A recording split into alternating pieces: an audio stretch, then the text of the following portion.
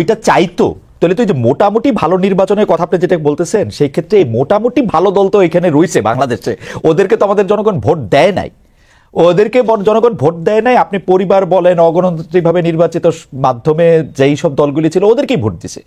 আমরা তো আমাদের এমপিদের কাছে ওয়েস্টমিনিস্টার আমরা বলি, কিন্তু আমাদের জনগণটা কি তাই চায়? আমরা তো একটা এমপি চাই আমার মেয়েকে 10,000 টাকা দিবে বিয়ের সময়, আমার ছেলেকে 5,000 টাকা দিবে এটার সময়, গরু জব করে খাওয়াবে 150।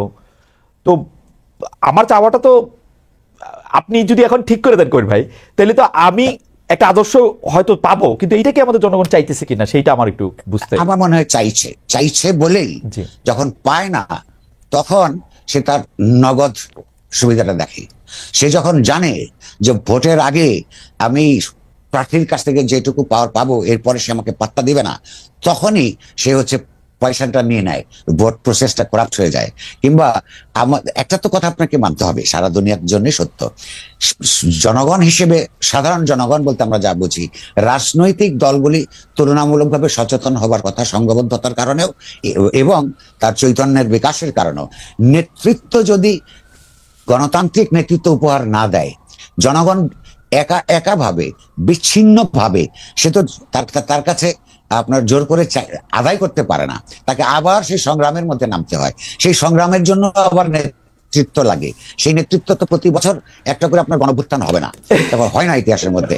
তো এখন প্রশ্ন হচ্ছে যে নেতৃত্বকে তো নিজের সচেতনতা বোধ, দেশপ্রেম ইত্যাদি থেকে কিছু সিদ্ধান্ত নিতে হবে যেটা জনগণ মুগ্ধ হবে। সেই দায়টা তো তারা এড়াতে পারে না।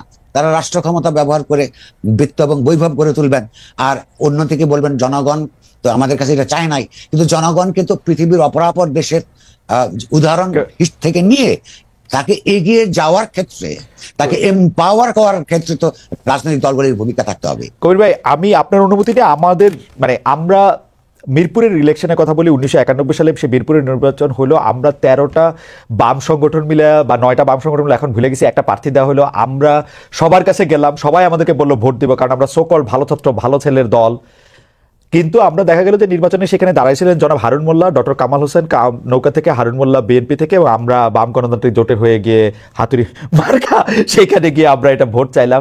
আমরা আমাদের কেন্দ্রে ঠিক 43টা ভোট পাইছিলাম কবির ভাই, যদিও সবাই আমাদেরকে কথা দিয়েছিলেন, আমাদের বাবা চাচারাই আমাদেরকে ভোট দিবেন। যেই 43 জন আমরা এটা করতাম সেই 43টা ভোটই আমরা পাইছিলাম, এবং তারা সবাই কিন্তু বলছিল যে আমাদের প্রার্থী ভালো, ডক্টর কামাল হোসেনের কোনো আশা নাই, হারুন মোল্লারে তো আমরা চিনি না, কিন্তু দিয়ে নাই কিন্তু একজনও ভোট। আচ্ছা, 43 ভোট অনেক ভোট পেয়েছেন। আমরা 43 জনই করতাম, পুরো সংগঠন 43 জনই, একটা ভোট আমরা আনতে পারি নাই অন্য মানুষ থেকে। আচ্ছা, তার মানে হচ্ছে একটা ভোট আনতে পারি। এটার অর্থ আমরা নানান ভাবে দেখতে পারি, অথবা দুভাবে তো দেখতে পারি। এইটার জন্য কি জনগণ আমাদেরকে কেন ভোট দিল না এর জন্য দায়ী করব, নাকি জনগণকে আওয়ামী লীগ বিএনপির চাইতেও বেশি করে আমরা অ্যাপিল করতে পারি না, কোথাও একটা ভুল আমাদের আছে, সেই দিকে আমরা নজর দিব? এইটা একটা সিদ্ধান্ত নিবার ব্যাপার। দ্বিতীয়ত হচ্ছে, আপনি আর আমি যদি সারাদিন তত্ত্ব কচলাই তাদের পক্ষেও বলি, আর তার যে দৈনন্দিন সংগ্রাম, সেই দৈনন্দিন সমস্যার মধ্যে ওই পাড়ায় আমার উপস্থিতি না থাকে, তাকে যদি সারা জীবন তার পাশে না দাঁড়ানোর আপনার সংঘ শক্তি না থাকে, তাহলে এই বিশ্বাস অর্জন করতে সময় লাগে। এটা সাধারণ মানুষের দোষ নয়, এটা বামপন্থার সীমাবদ্ধতা। কারণ হচ্ছে ওই যে একটা কথা আছে, ওই আপনার জ্যাক রুসোর, জেন উইল নেভার এর, সাধারণ যে ইচ্ছা কালেকটিভ উইল, এইটা আসলে কখনোই ভুল করে না। আপনি লক্ষ্য করুন, বাংলাদেশের ইতিহাস দিয়ে রুসোর তত্ত্ব এই বিষয়ে আরো অনেক বেশি করে নতুন করে প্রমাণ করা যায়। আমাদের ইতিহাসের বাক গলিতে জনগণ তার এই যে হয়তো অক্ষর চেতনা ছাড়া রাজনৈতিক চেতনায় সমৃদ্ধ থেকে যে সিদ্ধান্তগুলি গ্রহণ করেছে, ঠিক তার অন্যটা হলে কি হতো?